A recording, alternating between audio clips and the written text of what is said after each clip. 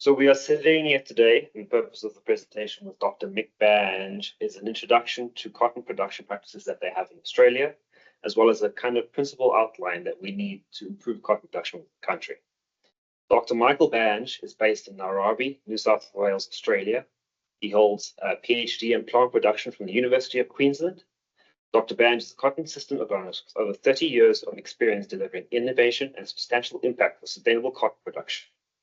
He is currently the Commercial Research Manager with Cottonseed Distributors in Australia, supporting investment in growing bracing research. Before he was Chief Scientist with CSIRO Australia, where he led initiatives in cropping systems research, physiology, agronomy, into managing abiotic stress, fiber quality initiatives across the entire value chain, crop nutrition, climate change impacts, and water use efficiency. His career has also involved delivery of decision support systems for assisting crop management and knowledge dissemination. His research and impact in cotton systems was recently recognized by accepting the 2023 International Cotton Researcher of the Year Award from the ICAC. Recognition for his contributions in cotton physiology and agronomy was acknowledged by receiving the prestigious USA Beltwide Cotton Award in 2017 and in 2019 with the Service to Cotton Science Award from the Association of Australian Cotton Scientists. He is a Fulbright scholar with a long-standing international collaborations, especially within the USA. We look forward to hearing from Dr. Bange's presentation on cotton production, titled High-Yielding Cotton Systems. Well, thank you, Kelvin. Thanks, Kelvin, and thank you everyone for the opportunity to share some insights about our production systems here in Australia. Really looking forward to having the conversation around the things that we do and how we can share some of our knowledge from down under. Kelvin, a little correction just in the pronunciation of Australian towns. I come from a place called Narrabri, which is an Australian Aboriginal word for two rivers. So I come from northern New South Wales, which Narrabri is a town predominantly in one of our largest cotton growing areas. So everyone, I'm just going to kick right in. I'm going to talk about the things that we consider about driving our high yielding cotton systems, and I'll be addressing both irrigated and rain-fed cropping systems in the presentation today. And I'll just get this thing working so it starts to move forward. Here we go. So the presentation aims today is, as I said, talking about concepts, and the easiest way that I can talk about these principles is to sort of move through the different elements of the cotton system from, crop establishment, talk about elements that are around plant density and row configuration, planting time, nutrition, irrigation, PGR management, the concept of cutout and how we manage that in Australia, harvest aid and defoliation, and the principles that we apply to understand how well our crops are actually performing. So let's kick off and talk a little, and through the presentation, for those who are interested, I've tried best to try to refer to our Australian production manuals or our manuals of production that have a lot of these concepts embedded in them. So if you're interested, you can come back to this presentation and search for these publications, and hopefully some of these principles that I've talked about and concepts are embedded in those. A number of years ago, a colleague of mine, Dr. Greg Kunstler, and myself did a bit of an analysis on the potential yield of cotton. And while the number that I'm quoting here in terms of the amounts of lint, it was a useful exercise to understand, what sort of plant structure and what sort of nutrition demands and what sort of environment and style of plant that we needed to actually, grow high yielding cotton. And you see here and these kilograms per hectare are in lint yield, not seed cotton yield. 5,000 kilograms per hectare is a very, very high yield. We probably haven't necessarily achieved that. We've got close with crops that have grown through 2 cycles of fruiting, but you can see here that, with a plant density of 10 plants per metre, you have to have good retention, quite decent sized bolls, and, we need considerable fruiting sites up and down the plant, and generally need these fruiting sites put on the lower branches, but not putting them on so quick that we shut the plant down and cut it out, that we need to be able to load the plant up in a moderate way. When you start to think about what it takes to get some of these high yields, and the figures that I'm quoting here are for the very high yield. We're going to need plants taking up in excess of 350 kilograms of N and potassium, and quite high levels of phosphorus. And that ratio sort of pretty well applies, is what we're actually in terms of nutrient use efficiency applies to our current high yielding crops. So if you're working out scaling back from 5,000 kilograms and working back, that ratio still applies.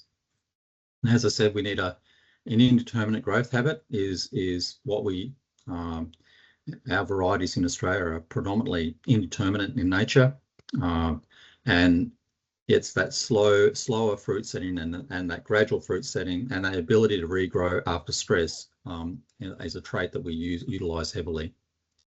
The other obvious things is that we actually do need to maintain high growth rates to get these high yields, and do everything within our power to try to keep stress at bay to achieve those outcomes. So they're sort of the principles that we work towards in designing our research, and where we look to try to improve our yield. So first cab off the rank is to talk about some of our principles of crop establishment. A colleague of mine always uses the phrase, a crop established is half grown. We've got it up out of the ground, and we're on our way. The biggest challenges that we face in Australia around our crop establishment, we're moving to varieties that actually have smaller in nature, smaller seeds, and actually have lower density. So their propensity to have the fuel that's needed to overcome some of the challenges in establishment is simply not there. We've got a smaller fuel tank, and in many cases a fuel tank that has less quality fuel because the seeds are less dense. So that certainly has raised the impetus to ensure that we have good establishment. And these are the principles that we build our management around in terms of crop establishment. Soil temperature is clearly the major thing that drives our germination and emergence. We use the principle of 14 degrees. We want the soil 14 degrees. Anything less than that can potentially shock the seed and cause it to have less germination. And then subsequent to that, in terms of once we've got it in a warm soil, we want these sort of temperatures in the average temperatures for the soil for the day in the 16 to 18 degree or above 18 degrees to actually ensure that we get good establishment. And why are we confident that we need to focus on this? So we essentially need to, excuse me, I'll just wait for the next slide to come through.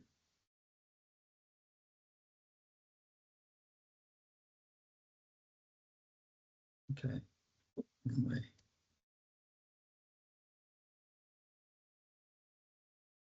But this is an example of where we here at CSD actually undertake experiments to really clarify the temperature that's needed. And this is a video that's currently running, and you can see the different average soil temperatures here. And seeds sown at about 2 to 3 centimeters, and constant moisture. And you see the difference between 12 and 14 degrees, compared to 18 and 20 degrees. We're getting up to here about 5 to 7 days later, and we're seeing nothing emerging from anything less than 15 degrees Celsius. So we're pretty confident that we know the temperatures that you need to get seedlings emerging. And this is one of our biggest challenges, is encouraging growers to actually ensure that they sow into warm soil temperatures and have those subsequent 7 days in these sort of temperature ranges. The other analysis that we've constantly done is to understand, what are the factors that really drive establishment. And if this is an analysis we've done with up to 7 years data collected right across the industry, we see that planting date is sort of number one. That sort of partly due to the region where you grow cotton, but heavily influenced by temperature. The temperature subsequent to the planting is the next biggest factor. Obviously, how many seeds you put in the ground impacts how many you get up, and then we start to move into things like soil conditions. But you can see that essentially getting temperature right and getting that sowing date and that temperature right, starts to overcome these problems. So our focus here is that you start to really pay attention. If you're outside a normal sowing window, you need to start paying significant attention to things like soil tilth and disease. So start with temperature, and if that's not if the soil tilth is not optimal, put a stronger emphasis on soil bed condition. And that we've got a number of scores that we relate to try to help growers. Obviously, a field score 1 we've got there is what we consider optimal in terms of getting better establishment. One of the tools that we've developed to help us get good establishment is we have what we call a fast start soil temperature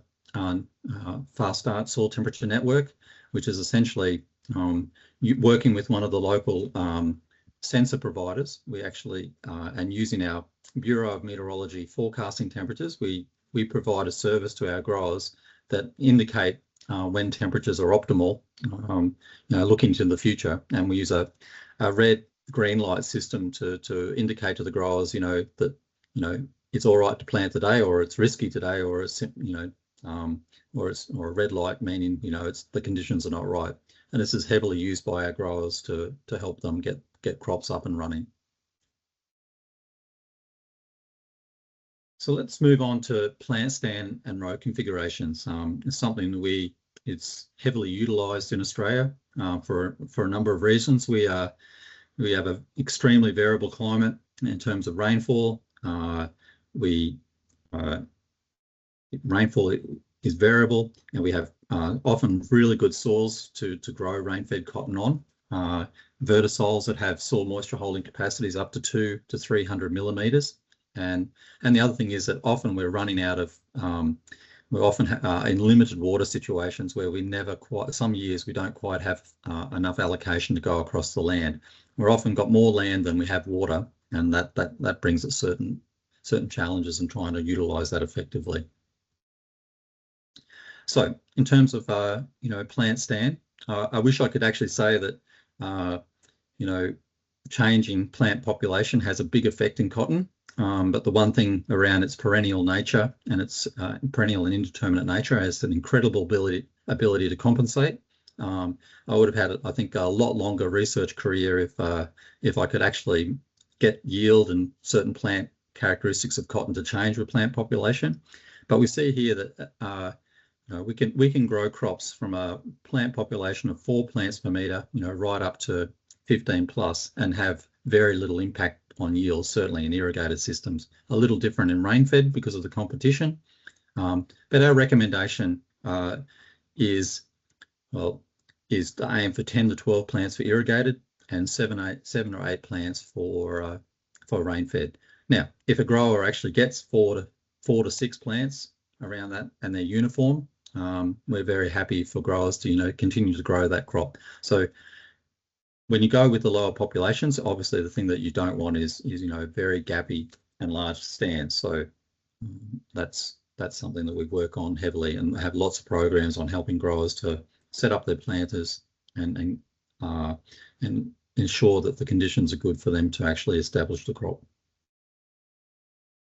The other concept with before I launch into some of the other configurations is that we've done lots of work on narrow row configurations, and some parts of the world are going into what we might call ultra narrow row configurations, or our traditional row spacing here is 1 metre. We get crops that are grown on 75 centimetres, and that's often because of the system. They might grow sorghum along with cotton, but we find even with ultra narrow row cotton systems, we tend not to get differences even in yield or quality or even maturity in fully irrigated systems, simply because, again, as I said, that cotton is a perennial, it will actually slow down its development to accommodate its neighbour, and doesn't translate into earliness nor yield. It's very accommodating. Now, the caveat on this is that ultra narrow row systems are actually designed for highly constrained systems, such as very short seasons in the USA, and sometimes soil types where root systems can't penetrate the soil and spread out, so you might as well fill the plants up with space. But otherwise, we pretty well stick to our 75 centimetre or 1 metre row spacing in Australia to deliver those yields. This is a summary of the types of row configurations that we use in Australia, from both in fully irrigated and semi-arid conditions, and they're varied. You have our traditional solid configuration of 1 metre or 75 centimetres. We have single skip is 2 rows in, 1 row out. Double skip, 2 rows in, 2 out. Wide row, which is 1.5 metres between spacings. We call it alternate skip, essentially 2 metres between rows. We even have situations where growers put 1 in and 2 out. Very low areas, and that will just depend on a number of factors. The thing that before I launch into the things that are often considered about what row configurations we use, is that I can declare that the research that we've done over the years, when we use these different row configurations, now that we have the ability to pick, move the heads on these modern pickers that we have in Australia, we clearly show that the row configurations like wide row or alternate skip are much more, will either deliver the same or better yields simply because they have equidistant spacings, such as that you might have in an orchard. So our picking systems now allow us to have these these row spacings that are equidistant. And again, the choice of what people do is dependent on a number of factors, which I'll talk about. We need to consider the yield potential, the soil type, the plant available water holding capacity. So something with a small water holding capacity will often have a more constrained system. Climates that are shorter, again, will bring the row spacing in or use less spacings. We heavily think about using different configurations, the skip row configurations, to provide a buffer in terms of stress around flowering, and that has advantages in terms of delivering improvements in fibre length, and growers get discounted for poor fibre length. So using this configuration can push back on some of the gross margins that might be reduced because of discounts on fibre quality. These systems also allow for cost savings. In Australia, we pay for our Bollgard licence fee area certainly in rainfed based on the area sown, rather than actually, you can simply reduce the costs in terms of your Bollgard licence. Weeds, defoliation and picking issues are certainly things to consider about. Machinery setup, sometimes people will choose configurations simply because it fits other aspects of their systems. I mentioned the licence fees, and then the seasonal outlook. If we have a good seasonal outlook, we have in Australia we'll often have an event, a La Nina event, which often indicates a wetter than average summer. Growers might consider sowing to a solid configuration because the yield potential is there and you're not missing out on yield because of space. But ultimately, the choice of these configurations is about managing risk and trying to reduce the downside and not trying to manage the downside and not trying to limit the upside too much in terms of yield. An important consideration that around these configurations is understanding how these configurations extract water. As I mentioned, the soil type can play a big role on the type of configuration you choose. If you've got a tight soil or a short season, you may never have the ability to have cotton roots go out and extract water from the skips. So it's really important to understand when you think about these systems is understanding how cotton extracts water, and then think about how your soil type and your environment will allow the crop to extract water. And we've done many years of research to understand this. And I'll run a quick animation just to share with you how the cotton plant actually extracts water under these configurations. put simply, what the cotton plant does, it tends to take water from under the plant before it takes it out in the skip.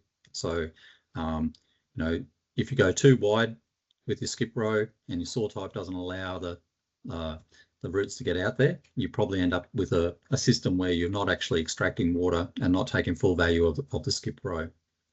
We've done many years of comparing these configurations. We plant these configurations beside each other where we can, and we compare the yield potential from one scenario to the next. In general, as you go up, and as the graph shows here, and this is what they call a 1:1 graph, where we're comparing the skip yields, whether in this case it's solid versus single skip, double, and super single, with the yield, the corresponding solid yield. And we can see when you've got a yield potential about 4 bales, 4.5 bales per hectare for a solid configuration, and then when the yield potential is less, the skip row configurations tend to outperform. But as you go higher in the yield potential, you want to fill that space up because you have the resources to do it, and you start to have that yield fall away in terms of the skip row configurations. Now that also generally translates, you know, as I said, you need to think about how these configurations translate into impacts on fibre quality. Generally solid and single in these rain-fed scenarios tend to have better fibre length than solid, but ultimately it's about putting all these things together. You know, I talked about the cost savings and those things, and you can see that when you compare the gross margins for the solid configurations, when we're managing costs at low yield potentials and getting better quality, we see these sort of scenarios where those configurations actually outperform in a gross margin sense, and it's very popular in Australia because of that, because of those elements. So while you might get improvements in yield with solid configurations, when you factor in the costs and other things, the skip row configurations come out in front. And as I said, if you're interested in this information, it's in our Australian Cotton Production Manual and has all these graphs and the calculations to get these things. So planting time. I always say I spent 30 years of research. I've did many planting time configurations, and I think I've worked out the best strategy to help growers with planting time is for me to go and lie down in front of the planter and stop them planting at the inappropriate time, rather than you know, them necessarily paying attention to the research. But again, really comes about having a really good understanding of your environment, and you know, getting an optimum planting time has, you know, other than benefits of obviously of, you know, a good crop establishment, but it translates into a good yield. And here's just me reinforcing that 15 degrees Celsius. So we use 15 to 16 degrees as being our temperature in the soil, not allowing us to actually get good germination and emergence. But similarly, an average temperature of 15.6, very similar to what it is the same as what the Americans use as the base temperature for crop development. If you have these cold temperatures, you know, when you sow, you know, cotton simply does not develop. It's not like a wheat crop. Or sorghum crops, it literally slows down and does nothing. So you absolutely, for that early phase of that crop, you need temperatures, average temperatures above 16 degrees essentially to get that crop to move. And what are the implications of that? And I have often, you know, around the growers, just to encourage them, is that here's the example of, I have a warm region on probably your right versus a cold region on the other side. And so we can go ahead and sow these crops, certainly in a warm region, which makes sense, where you get temperatures. If you sow later, you actually have an impact on the time to flowering. But in these cooler regions, you know, sowing, you know, even up to 15 days later translates, well, in the cool region, in this example, in the very cool region, 15 days later, or 30 days later in this case, only translates into 2 days difference in the time of flowering. And that's the sort of level of impact. So that's 30 days. 30 days you could have saved insecticides, water, and push back on disease. So we work really hard on encouraging our growers to get that optimum sowing time to avoid these sort of scenarios. And here's an example of the sowing time studies that we've done around Narrabri. And obviously, you know, the too early in Narrabri, 15th of September there, you know, we get poor yield. There's obviously a time for an optimum, and then you start to run out of season, comes down. But with high retention cotton, such as Bollgard cotton, that window now for planting is much wider, simply because we hold on to fruit compared to the times when we were losing fruit all the time due to insects. So Bollgard and Bollgard 2 and Bollgard 3 have certainly allowed us to actually extend our sowing times, and consequently it's allowed us to take advantage of seasonal conditions to improve fibre length, and actually even challenge and push back on micronair and push us back into an optimum range. So these are really useful considerations when trying to choose planting time. So crop nutrition. Principles here that I'd like to share, really interesting, is that we've done a lot of work around, obviously, you know, the fertilizer rates that you choose depends on your region, you know, the yield expectations, you know, your soil type, your management system. But the one thing we can say is that we're now, in terms of our very high yielding cotton crops, we're looking for a scenario where we're trying to get plant nutrition, or certainly cotton nitrogen, up around, getting it up to around, you know, 275 to 300 kilograms of nitrogen into the crop itself. Now that speaks to the challenge of, you know, how you manage your fertilizer to get it into the crop. So, but you can see here, that's we're only starting to peak out in terms of the fertility to drive these high yields in around that, you know, 250 kilograms.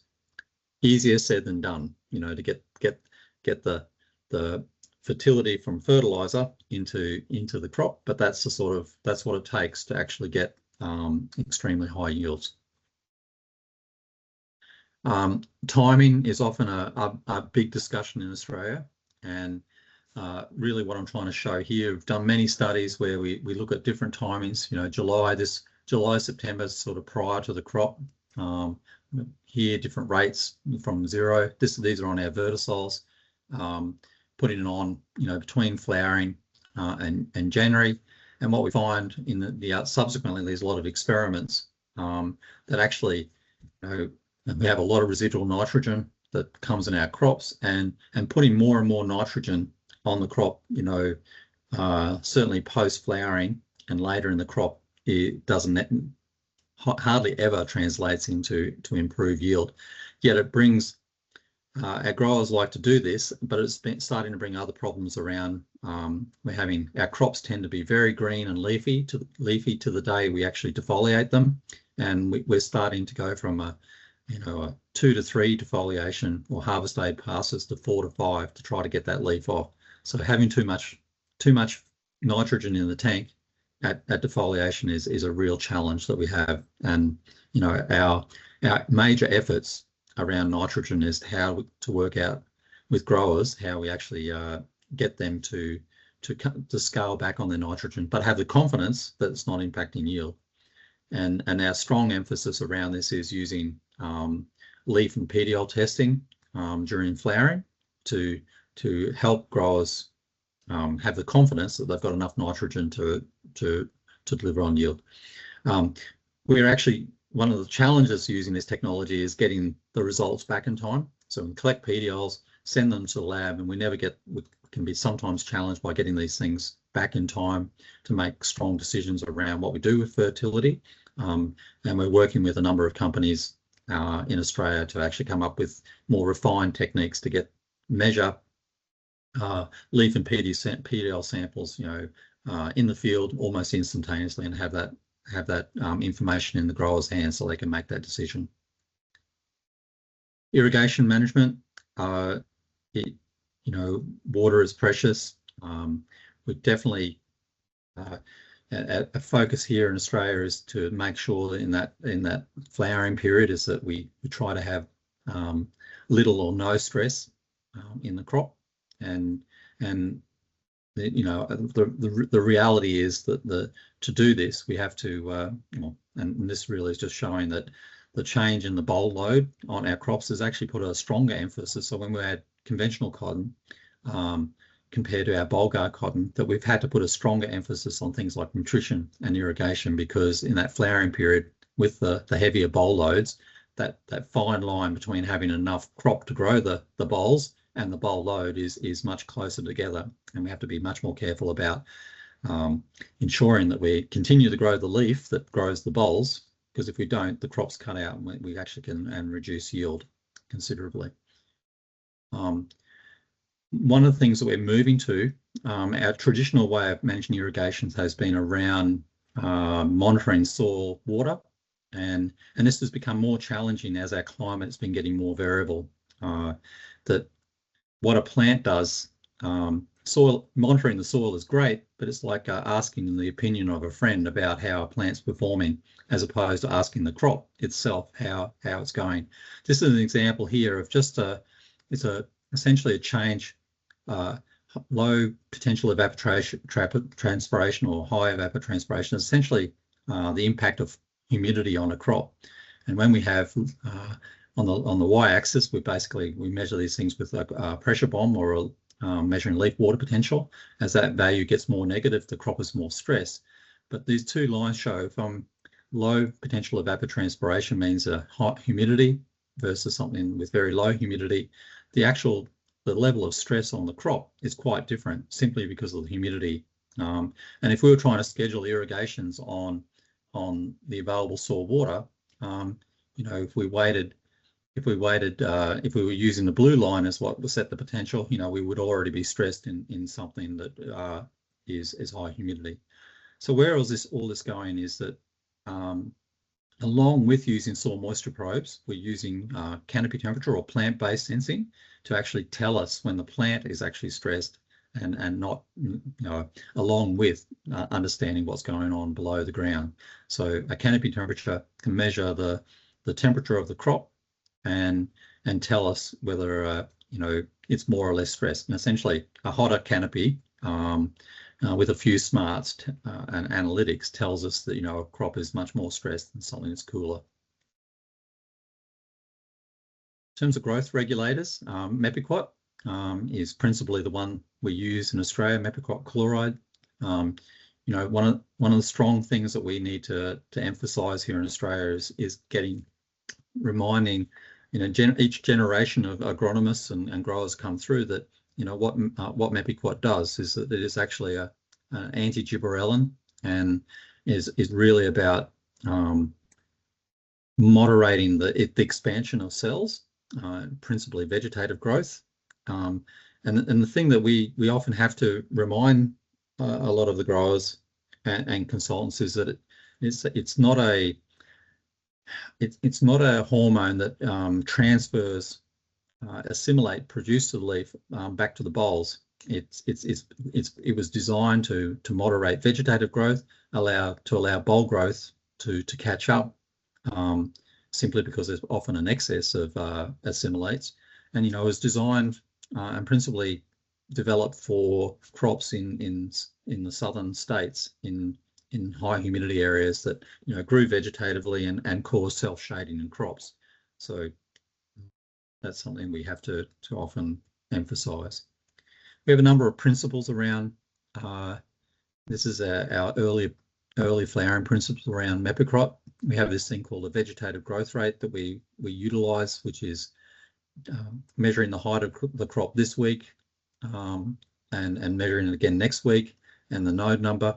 The reason for using both the height and nodes is that sometimes crops simply get taller because they're getting older, they're producing nodes. So we use this vegetative growth rate to take in essentially the growth rate of the crop in relation to its development. We measure this VGR. We get the growers and the consultants to think about other principles like the future forecast, the soil type, the history that exists in the paddock, the retention of the crop, the health, and those things before they make a decision to use Mepiquat. And yeah, and I think that the lesson here is that, you know, in all the years that we've done studies around Mepiquat, we're actually finding that, you know, in these higher retention crops, that the potential impact of utilizing Mepiquat when you don't need it is much higher in terms of, you know, what a crop with lower fruit retention. The biggest break to preventing vegetative growth is actually fruit load. And, you know, consistently our studies say that, you know, we will impact yield if we put on Mepiquat when it didn't need it, or it has no effect, and you know, a third of the time it might have an impact when it's needed. So Mepiquat is important, but it's really important to put it on when we have a rapidly growing crop with potentially low fruit load and a particular type of forecast, and those things need to be thought about in combination. So the other really, because we have a variety of regions in Australia relating to production, the other thing is, well, essentially growing yield is about taking advantage of the growing conditions in various regions and growing allowing the crop to flower for the longest period we possibly can. So from the time of flowering to the time that we actually cut the crop out, we want that growing, we want that occurring for as long as possible. The longer that fruiting development period goes on, you know, correlates highly with yield. So in Australia, we put a lot of emphasis on trying to time the cutout, or what we might call the last effective flower, because if we actually go too early, we miss out on yield. We go too late, we have considerable problems with defoliation, and we can lower fibre quality considerably if we do that. And we want to be able to get the crop in with the harvesters before it starts to rain in our winter months. We use the bowl cutting technique. So, and we encourage our growers to actually, when they identify, they choose a cutout time when they finish the crop, we get them to tag those flowers. And the main reason for that is that it's very easy for our growers to go and consultants to go, well, I've forgotten, or I might let that crop run on a little bit longer and focus their defoliation decisions around something that might have been considerably later than the last effective flower, and that they run into trouble by defoliating and harvesting, waiting for the fruit that may actually never develop into something mature. And so encourage tagging of flowers at cutout so you can keep track of where they are. And when you get to defoliation, obviously using, you know, bowl cutting techniques to ensure mature bolls. In those production manuals that I refer to, we have these tables where growers can look up based on their region, you know, when on average and what the probability is when their regions have the last harvestable boll. Growers can choose to, you know, get that based on when they want to get the crop off, or we use the first frost or first freeze as a reference point to ensure that all bolls are mature by that time. This material is provided in our production manuals. A common technique used in Australia to assist cutout. So if we want to make sure that we're growing the crop optimally, not putting too many immature bolls on, we might simply not even have enough water to finish the crop off. We use what we call a cutout rate of PIX or Mepiquat. And in this case, we never really find any detrimental effects on yield. It's really about getting the time in. And a lot of the same principles that relate to flowering also apply when we're using cutout rates of Mepiquat. For example, if you've got a high boll load and your nodes above white flower are 1 or 2, it's unlikely that you need to go and apply Mepiquat, and that crop is naturally cutting itself out. Moving on to harvest aid management or defoliation, and in terms of some of the details, again, you know, referring to this particular publication sort of summarises our understanding of this, and it's around, you know, principally we have products that open the bolls and then products or defoliants to actually remove the leaf. And important principle around the use of these halved aids is that we're actually using them on a live plant. We're not trying to kill the plant. We're trying to initiate cell expansion to force these abscission layers to actually operate. So the principles around this are really that, if you have too stressed a crop, whether it be from water stress or very high or very low temperatures, these products, work less effectively. For us in Australia, it's important to have the crop as mature as possible to avoid immature cotton. Our biggest discount for fibre quality is low micronair. Our biggest reputational risk with cotton can be neps or sticky cotton, and that's associated with the immature bolls. Lots of work has been done on using the boll cutting technique. We basically have established that the bolls the seed coat only have to start showing a tinge of brown, and essentially we think the fibre is mature. The seed may not be, but if we're trying to preserve the fibre and get the crop in as soon as possible, we use that technique. And these graphs are just basically saying, the more immature bolls that you have, the more immature fibre, and that has implications downstream in terms of dye uptake. The recommendation is, and that is about 29% immature bolls. Anything more than 29% immature bolls are going to actually affect quality, and that pretty well equates to 60% bolls open, and when a crop is uniform in its growth, about 4 to 5 nodes above cracked boll. So you'd be pretty confident that if you've got 29 to 30%, more than 29 or 30%, bolls being mature, you're pretty right to start thinking about, undertaking harvest aid treatments. Just finally, I'm finishing. I've probably talked enough. There's plenty to talk about. It's a wide-ranging topic, but to talk about some of the tools that we use to understand that we're growing the crop optimally. I know that some of the team over there were asking about how do we understand whether we're getting the right retention, the right retention of fruit squares and bolls, and just sort of walk through a few of the tools that we use to how we understand that, to ensure that we know the crop is growing optimally. And because of our emphasis in Australia is a little less on the insects now, we can focus a lot more on the agronomy because of the excellent protection that our transgenic traits provide. We've built tools like Cotton Tracker and in the past Cot Assist to help us monitor, to manage. So briefly before I launch into them, the agronomic considerations, I talked about, matching variety and maturity to season length, to optimize that. And we have a little range in growth habits that we can take advantage of. Optimum plant spacing is useful. The plant size and the node production to the climate and agronomic resources, and I'll go through that a little bit more in a minute. Getting that growth regulator use right.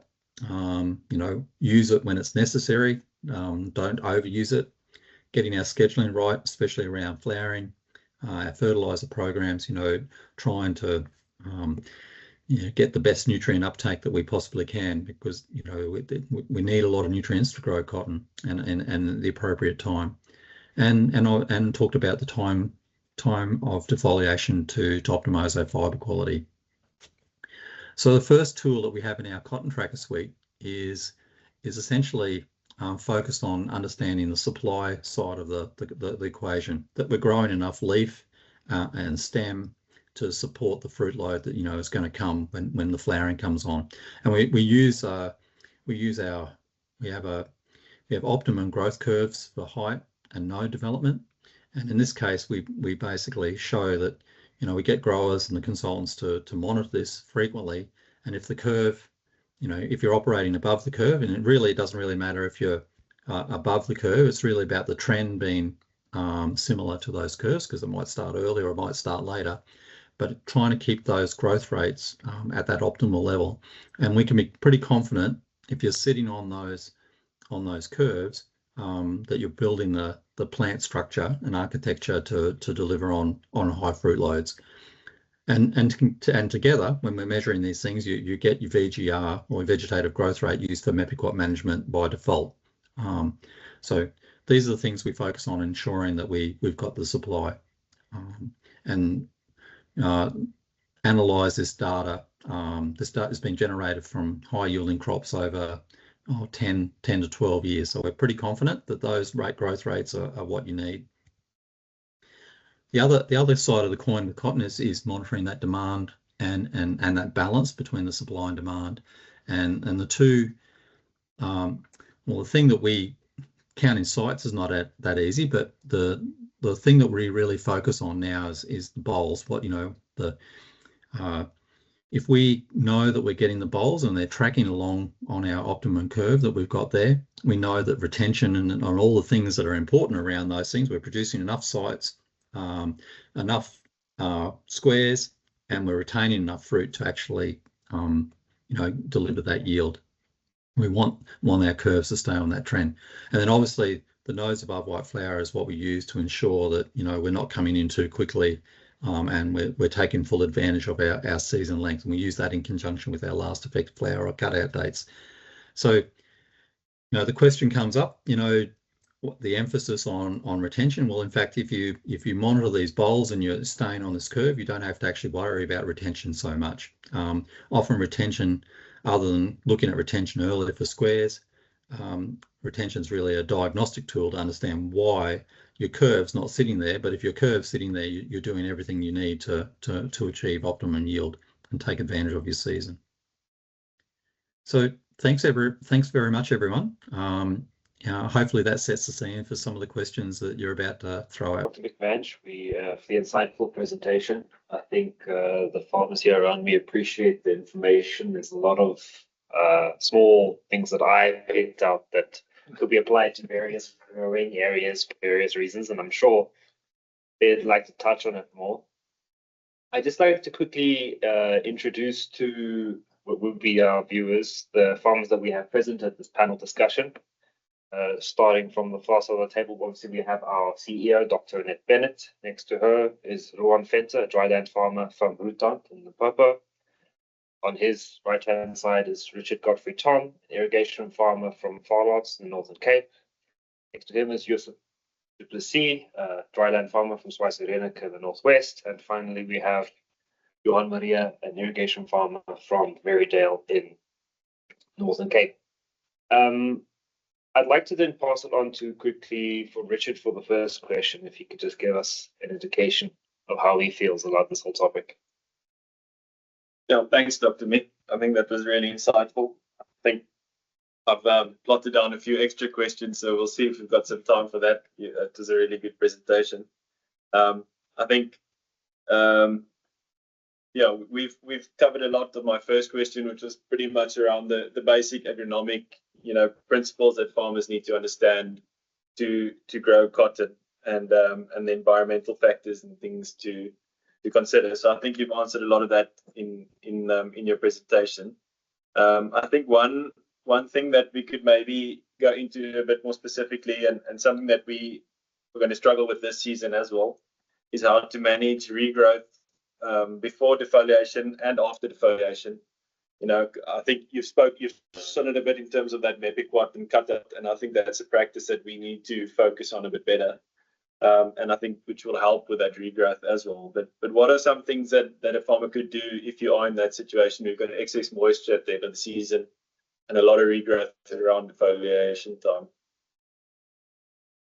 Yeah, I actually think this was the hardest question that the team threw at me when I was thinking about it today. Well,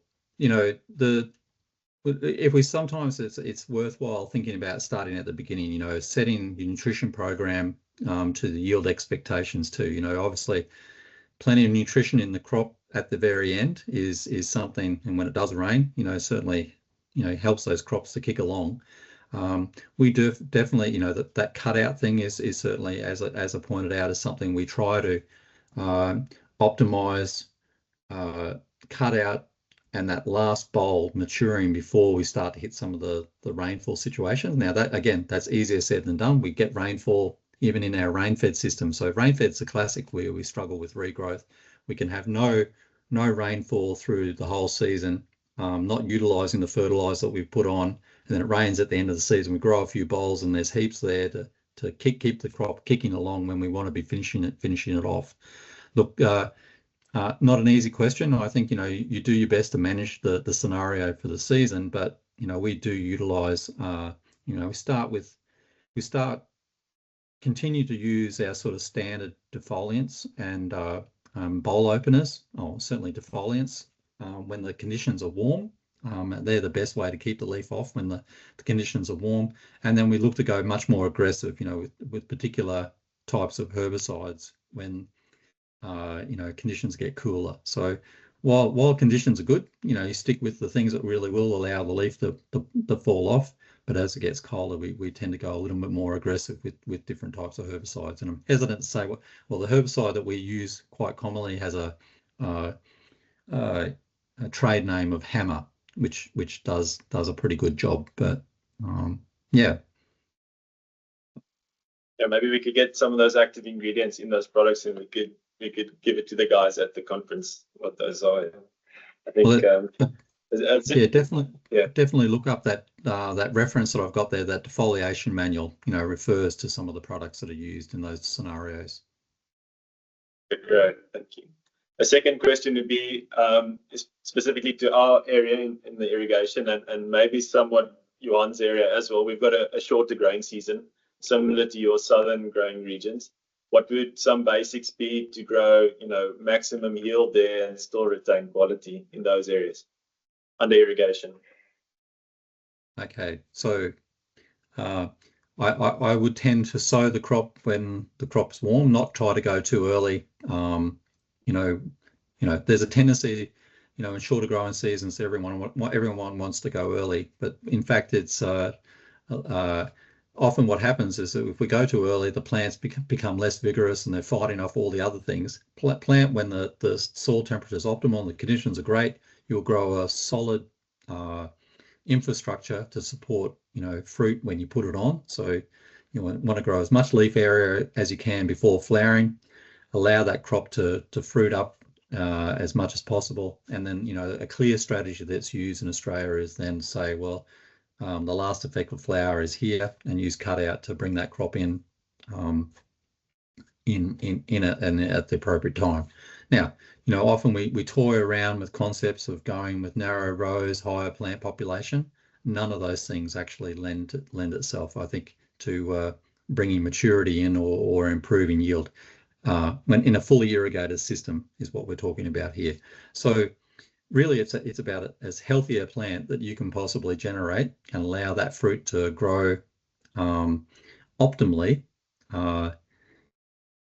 through that season. Now, when I refer to being optimally, is that you could actually get, if your plant size isn't too big enough, you know, you can actually start to put fruit on at a too great a rate and cause the plant to cut out and still not take advantage of the season. So looking at things like fertility and watering regimes to keep that thing, you know, following that optimum curve and deciding when to pull up. So the irony is the concept is no different from any other region. It's just, you know, you're just dealing with a different amount of time.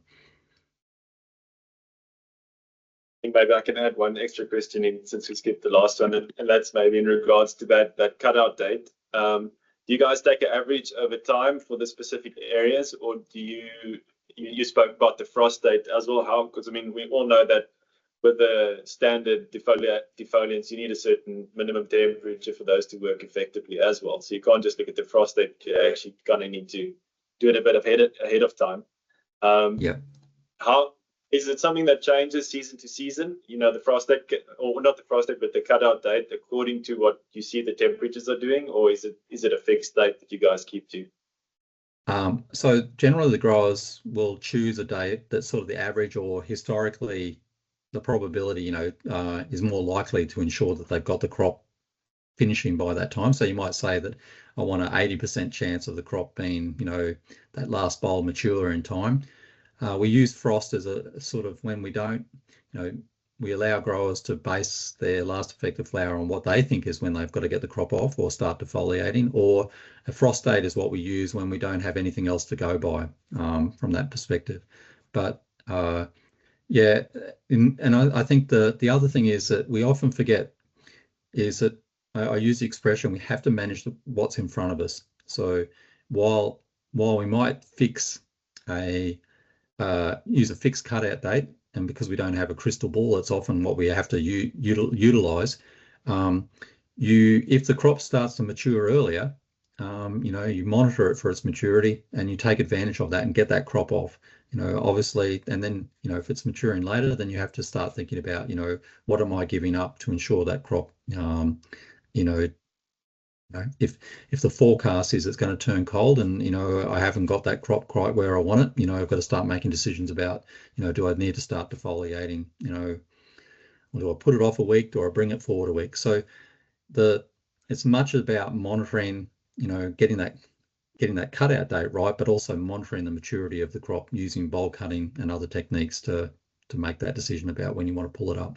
So, if the crop is definitely maturing because it's been warmer at the end of the season, warmer than average, I encourage growers to get in there and defoliate early and get that picker in before the rain turns up.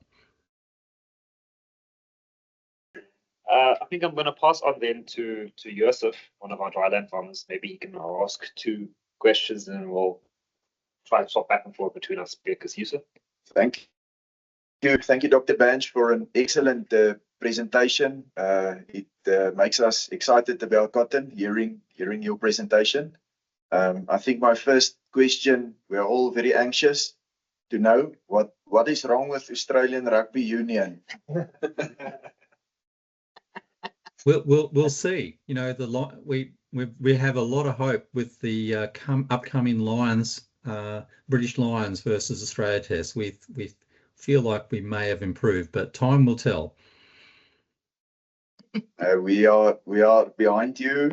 We are rooting for Australian Rugby Union, especially the people involved in agriculture. We have a lot of respect for the Australian Rugby Union players, and we are hoping for a good season. That's on a lighter note. Dr. Banch, where I come from, we don't have any irrigation. It's only dry land, and we have soils that have very good water holding capacity. So we get good yields. We leave the fields lying fallow also the previous season with a lot of crop residue on top. And so it works quite well if we can plant at the optimum date, because we need some rain to wet the top part of the soil so we can start planting, usually from 15 October. The climate's temperature is very much like Narrabri, but the problem is some seasons, the first rains only start falling a bit later, out of the optimum planting season, like 15 November to 20 November. And then we are quite challenged because we don't have enough heat units, and we know we most probably won't be able to grow an optimal crop. But we still have to grow cotton. It's still under less than optimal yields, still our most profitable option. So my question to you is, on a practical level, if we are forced to plant later, maybe outside the planting window, what are the practical things that we can do to make sure that we make the best out of the difficult situation? In terms of planting population, in terms of when we start using PGRs, in terms of fertilization. How should we change what we do when we go for an optimal crop that's planted in the optimal planting window?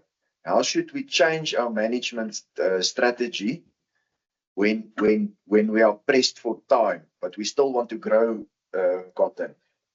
Yep. No, I understand the question. I definitely understand the question. So there's a number of things to think about. I'm thinking, let's start with plant population. Plant population, I wouldn't change. We find that 6 to 7 plants, regardless of sowing time or row configuration, when growers tend to, if they have the ability with their planting equipment, and generally they can, they will so that often with rain-fed situations, it's about taking the, as I mentioned about the skip row configurations, you don't have the, if you go later, you don't have the season length to take advantage of those skip rows. They simply don't have the time to grow their roots out into the skips.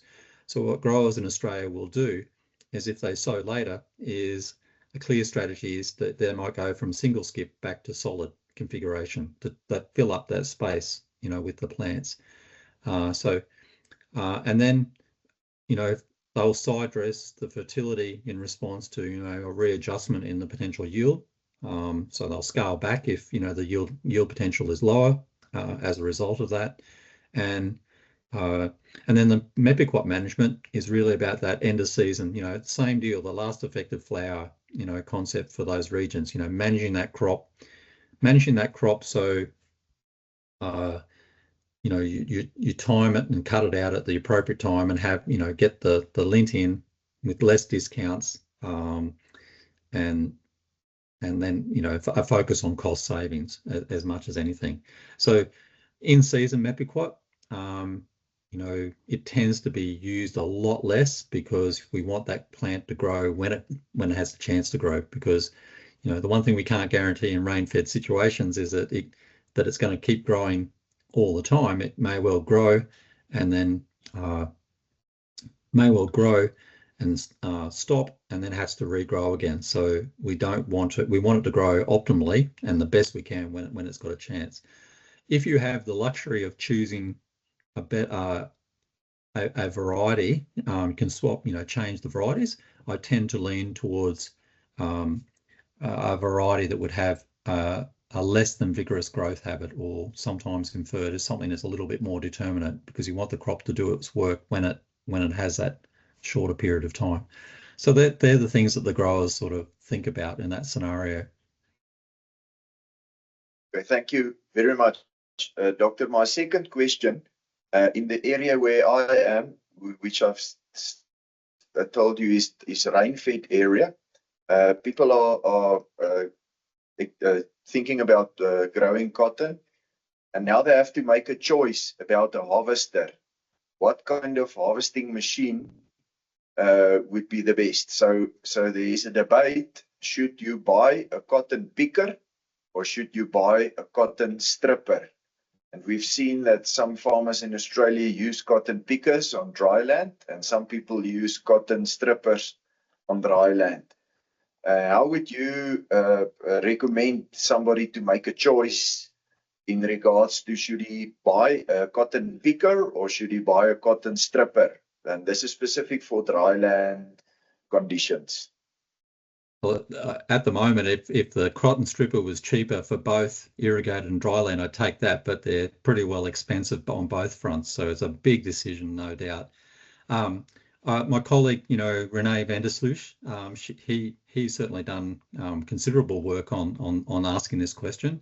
I think a lot of it, I think, the general thought is that if you get yields, I think, start to get above the 3 to 4 bales per hectare, the picking option gets, much more attractive, in terms of taking advantage of the quality. Certainly those yields less than that, you want to do everything you can to get that in. And strippers these days have much greater ability to manage that trash load coming in. So, that debate goes on here in Australia too about, what is that threshold? I think often it really does come back about accessibility to the pickers. These are very expensive machines. If somebody's bought a picker or has got access to a picker, certainly if they bought it, they want to use it to get that return. And similarly from the stripper. But I have heard, crops with higher yields than that being harvested with strippers and not have the concerns around quality that, maybe existed in the past. So yeah, that's the sort of threshold, but, it's definitely a question that you would, I think you've got to meet René. It's certainly something that René van der Sloot has spent a lot of time asking that question with growers. Thank you. Thank you very much, Doctor. Thanks, Joseph. I think on just from a observer's perspective, with the whole picker stripper discussion. I've had the privilege to put a lot of that data together, make those comparisons, and I have quite a few questions for Renee as well regarding that, because it seems like a coin toss on any season whether or not one is better than the other. I think there's no question that if you're getting yields, 9 bales, 8 or 9 bales plus per hectare, a stripper is definitely a way to go. It's at that lower yield potentials that the debate is often out. Agreed. Ron, your question. Thank you very much. Thank you, Dr. Bench.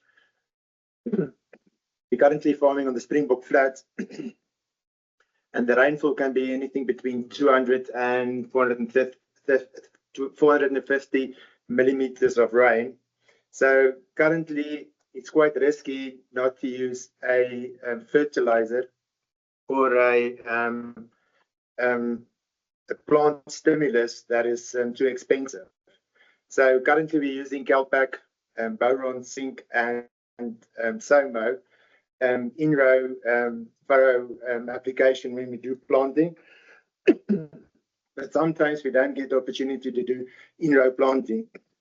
So my question is, when we have a healthy crop, can we actually use it as an approach where,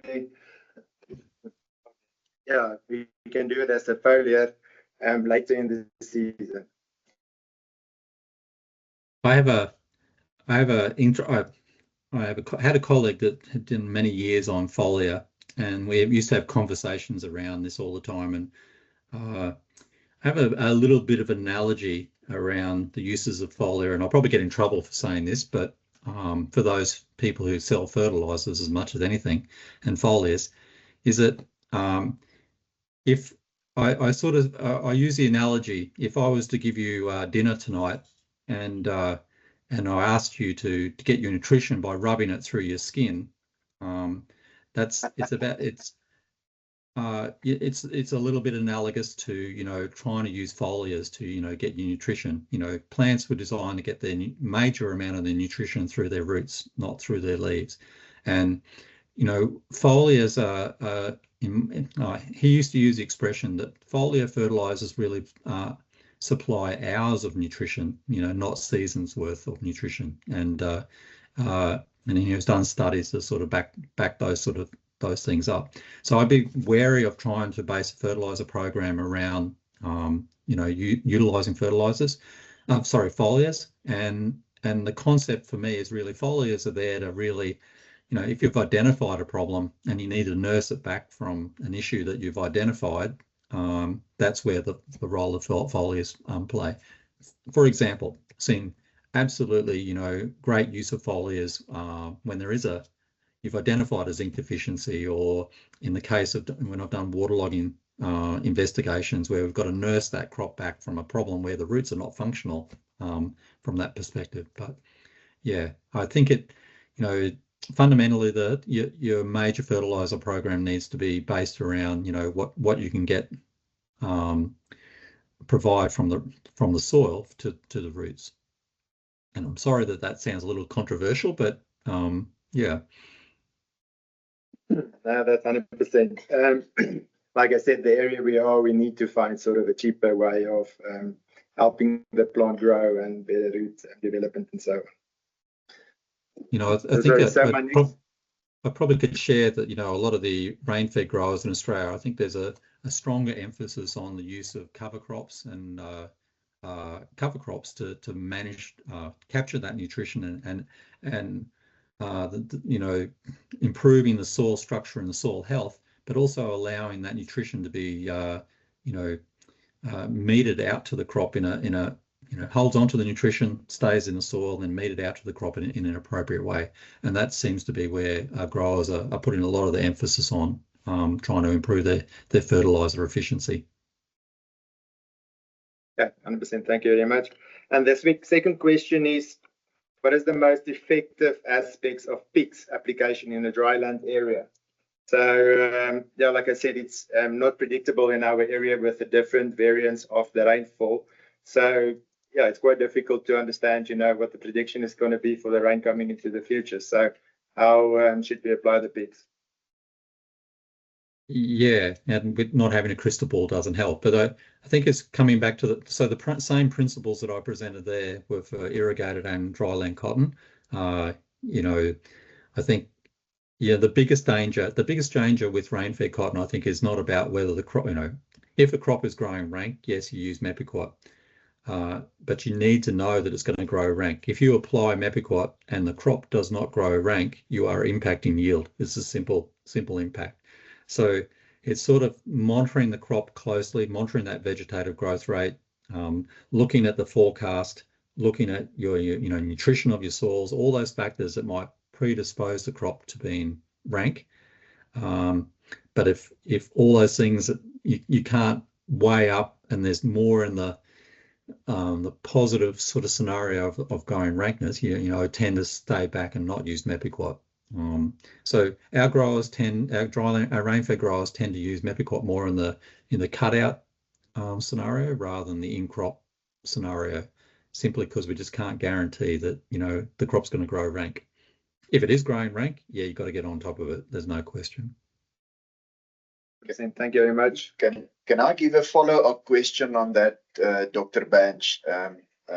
Do you find that different cultivars with different genetic react differently to the application of Mepiquat?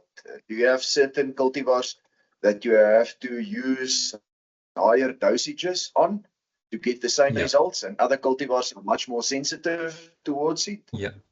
Yes. So again, heavily refer to that decision tree. So I tend to use the expression that the first instance, and this is often about making the decision whether you need Mepiquat or not in the first instance, is actually, look at what's in front of you, regardless of what the variety is, because I can take the variety with the most vigorous growth habit, depending on its fruit load and its growing conditions, and make it very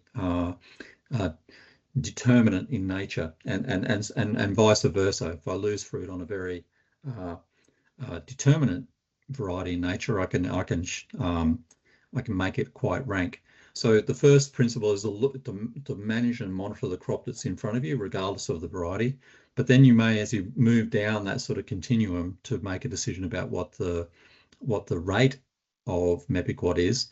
Something that has a much more vigorous growth habit, you would probably lean to use a slightly higher rate.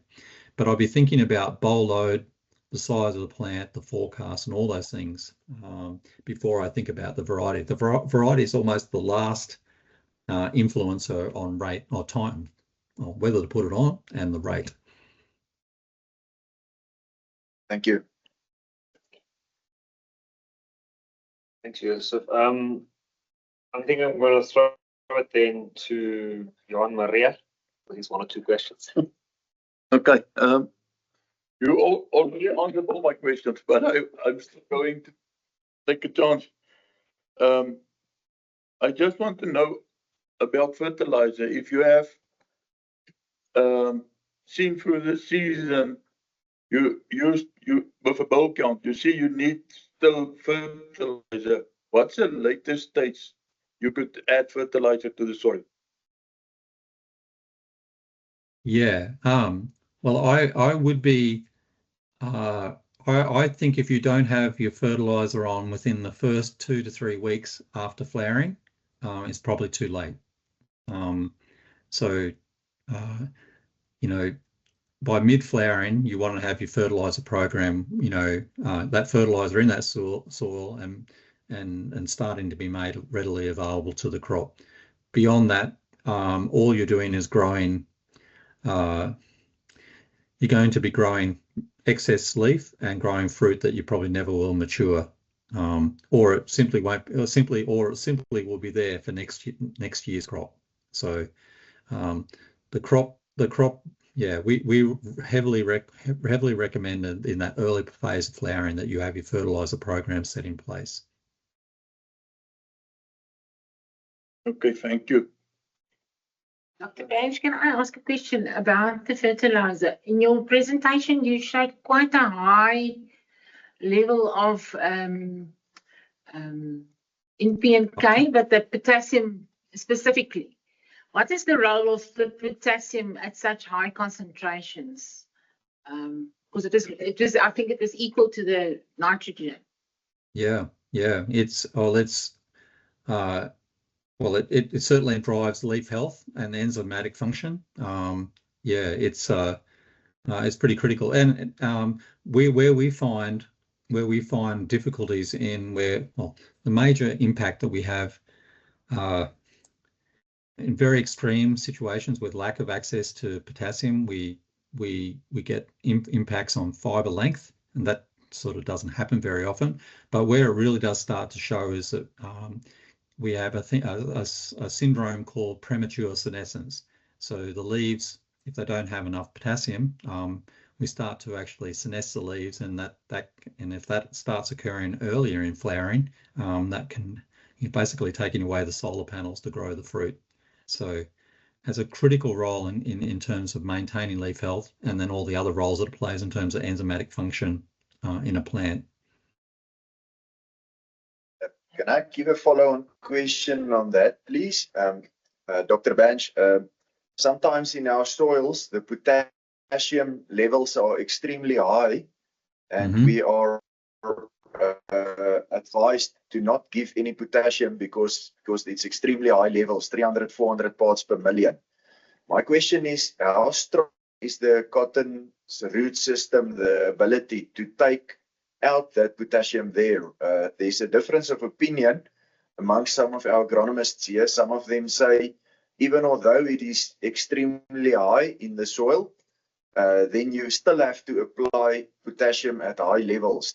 Other people say, no, cotton has the ability to take it out. You only apply a lot of potassium when it's low, less than 100 parts per million, for instance. What would your opinion be on that? A great question, and it really can't. I use often the expression, it's all about the roots. So the thing that when I see potassium problems, regardless of whether there's high or low levels in the soil, it's often associated with really poor root structure. For plants to access high levels of potassium, or the adequate amounts of levels of potassium, it needs an expansive root structure. So anything that's actually, so you can have high levels in the soil, and if I saw a situation the other day where a crop was being irrigated so frequently, it was only accessing, the roots were only in the top 10 to 20 centimeters of the soil.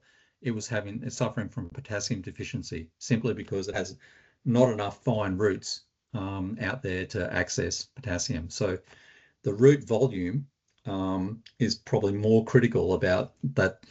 The root health, root volume, root growth is a more critical conversation around ensuring that access to potassium than the potassium levels themselves. So ideally, and then here's the challenge.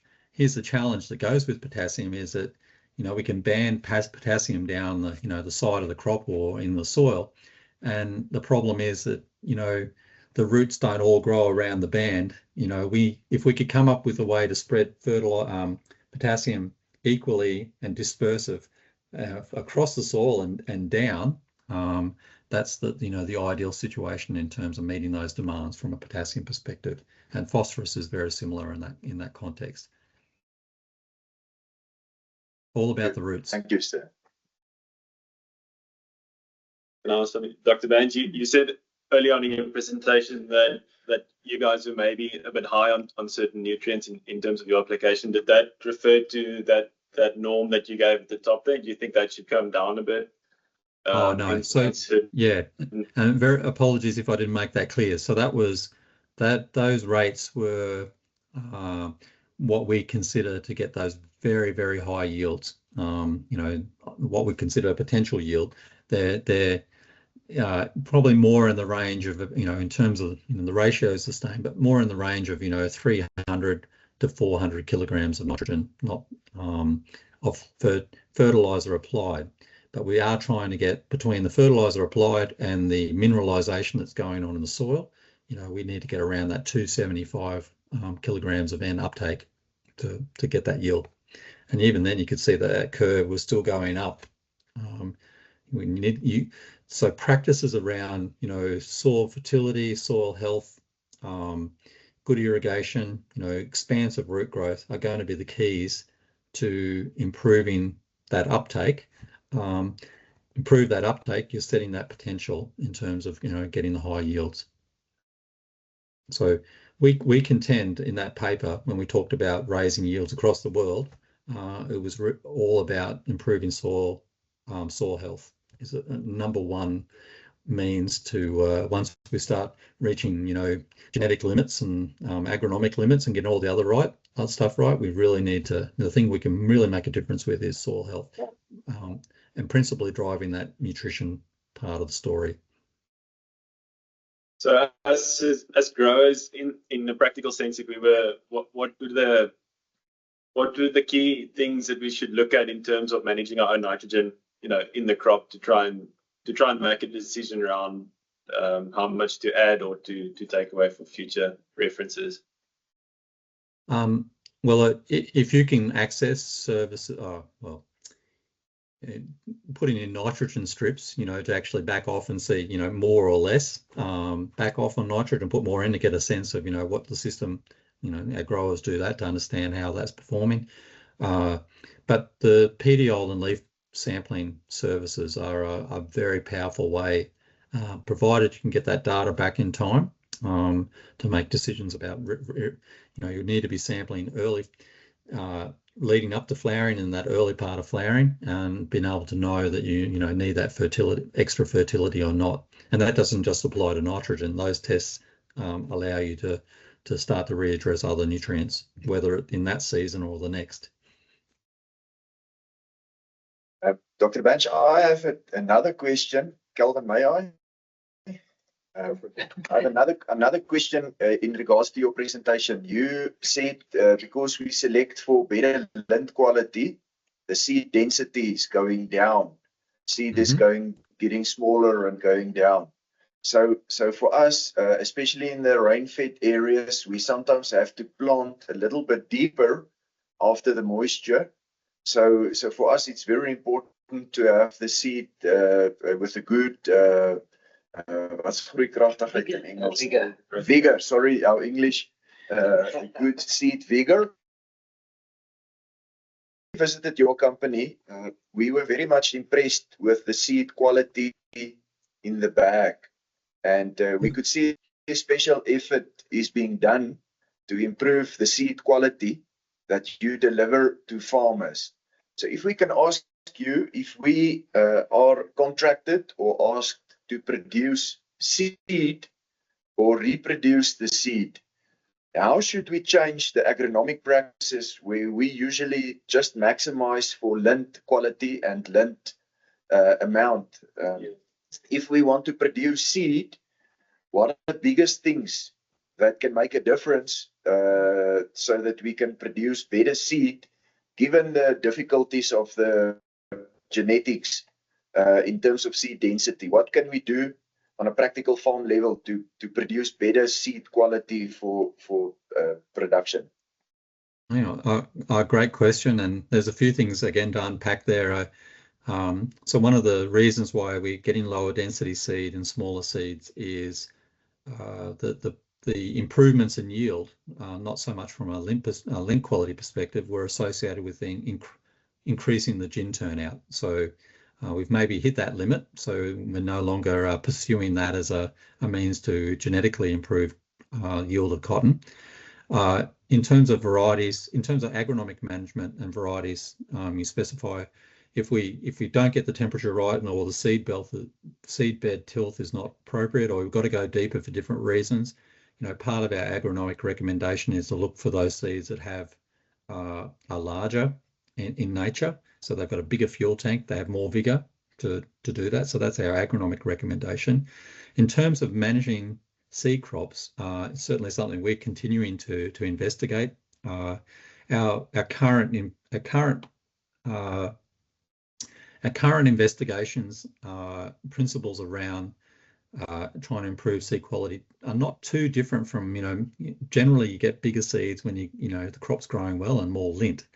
The dangers that we have is really about timing firstly cutout. So we put a more stringent, a more stringent time on the cutout time. So we might go on a slightly earlier time for cutout. So we've got more time for those seeds to mature. And then we actually defoliate. So we cut out earlier, but then defoliate maybe a little later in terms of instead of 60% bolls open, we might do 80% bolls open. So we're trying to grow those things in the best conditions, trying to ensure that we give it a maximum amount of time for that seed to mature, and then get that crop off before it rains, that it's not weather damaged, and very strong emphasis on ensuring that when we harvest that cotton, it's at the appropriate moisture. So we will reject modules that are over 12%. They will just not be, they'll go to the gin and get the yield out of them, and the seed will be used for other purposes. But if the modules have been harvested with a higher moisture content, we just don't bring them in. And then the process of all the seed quality assessments and grading and sorting, begins internally. But yes, the maturity of the seed. The maturity of the seed is we put a lot of emphasis on it, and the moisture content of the seed is the other thing. I hope that makes sense. Yes, thank you, sir. So, Benj, I would like to ask, in connection with seed quality, is there any truth or value in doing the seed multiplication trials in specific areas? And then is the seed then combined and distributed countrywide, or should the seed go back to that specific area where it was multiplied? Say in the Northern Cape, do your own seed multiplication trials there and see that the farmers there get back that seed of one particular variety. Because we are limited in the varieties we have access to, and seed quality is very important for us. So we were thinking of, expanding on the sites where we have seed multiplication trials. Yeah, we so generally we've sort of disproven the nature of, if you grow seed in an area, it's more adapted to the area that you've actually multiplied it in. So it measured every attribute known to man in terms of the seed quality attributes. I mean, others shown, well, there's key things about the size of the seed, the density of the seed are the key things that contribute to that vigor. To give our best chance of that seed being mature and large and not being influenced by weather, we grow our seed crops in the warmer growing regions, close to Narrabri. So we literally grow it in 2 of the regions and don't grow it elsewhere because it's too risky. So heavy emphasis on, we've got our regions for seed crops, and that's it. Thank you. I just want to go around the table quickly and see if there aren't any further questions. See if I'm happy. Yeah. I'm happy. Okay. Thank you. Then I'm gonna throw one last question from my side. I've done a lot of work with fiber quality analytics and a lot of time in the lab. So what's interesting for me is the factors behind things such as low mic and air, length value attributors, stuff like that. When you look at it over the terms of crop production characteristics versus your fiber analytics, you'll often see that length is correlated to everything else. If your length is good, your strength is good, your length is high, your mic is low. But when you look at fiber production characteristics in certain areas, you'll find that depending on the area's climatic history, as well as their type of irrigation, either rain-fed or irrigated, you'll have large differences. So it's interesting for me to see that you guys also struggle with mic and air as one of those discounting factors, but you also have length issues. So within South African context, length issues are usually associated with dry land farming due to inadequate rainfall throughout the season. They get shorter crops. But then mic issues are also often associated with the irrigation farmers where water is not an issue. What have you done in terms of mitigating factors from an agronomic practice to lower your impact of low mic on your crop? Is it just a focus on maturity, or are there any other factors that can be attributed to it? Well, Calvin, you picked up on the part of the presentation that I pulled out because I had too many slides. So thank you for asking the question, and it's been a large part of my research career looking at those exact things. Look, when it comes to you're 100%, where we do have fiber length issues, it's principally our challenges with our rain-fed cotton, or where we've run out of water. From that perspective, in terms of micronair, there's a few things that I start with principles. Micronair is really a reflection of maturity and fineness, or the lay down of cellulose in the fiber, and principally anything that affects photosynthesis is going to be, or the photosynthetic capacity of the crop is going to influence micronair over a sustained period. Now that can be things like, can be the radiation level, the temperature levels, over sustained periods. It can actually be disease and insects impacting the bole load, changing that distribution of where assimilates go, and boles compete for resources on the plant. And finally, you can have disease or insects taking away the leaves, which are essentially solar panels that, to drive photosynthesis. And any of those things that, lower the photosynthetic capacity will, generally lower micronair. So strong emphasis for us. And then the final thing is really about that maturity piece, which, I emphasize too many immature boles, that greater than 29%, I've clearly shown that, get too many immature boles, that will pull micronair down. So if you're in a cooler growing region or a shorter season growing region, you've got to pay a lot particular attention to bole maturity, because you're already at a lower level because it might have been cooler during that bole period. Our strongest correlation to micronair in terms of in crop is seasonal temperatures, and we built models around that to sort of help predict that, quantify the risks that might be associated when you get into defoliation time in terms of micronair. And believe it or not, planting time is the other biggest factor that has the influence on micronair, shifting when that period is actually growing from a temperature perspective. So yeah, great question. Thank you. Just then a follow-up to that is, through some of the work that we've done, I've noticed there's a tendency to be a doubled up issue in terms of irrigation under high plant populations, as well. In early planting dates, you tend to get low mic values at the end of the season, but usually it's because of ball rot, or you've lost squares early in the season due to overgrown or rank growth. If we shifted the planting date for those areas later, and we forced more focus on maintaining shorter crop plants through a higher temperature season, do you think that would improve the growth in those areas? I have to think that one through, but you certainly raise the issue of, the one population effect that I have been able to generate over the years is plant populations higher than 14 or 15 plants per meter, and in wet years associated with bole rot. That obviously will change the micronair, because you're suddenly getting, boles that are growing later, that it's shifting that whole distribution of, when the boles are actually maturing.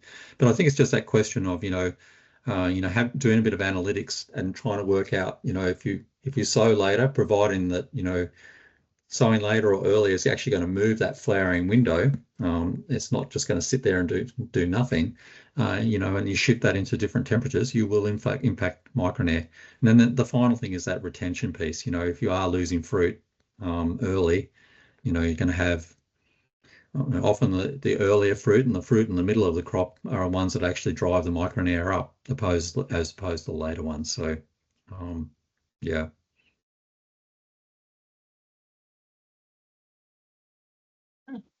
Then I'd like to thank you, Dr. McBange, very much for your time and your expertise. I know it's getting quite late your side, but we greatly appreciate the time and energy you take to speak to us to discuss these issues.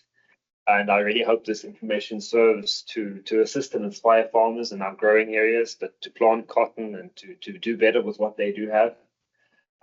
We do plan on taking this forward and using it to motivate more than just one farm on one farmer's day. We're trying to push our producers going forward to do the best with what they do have and to aim for those optimized periods. So thank you very much from our side. Thank it you was very my much. pleasure. Thank you. Thank you. Thank you.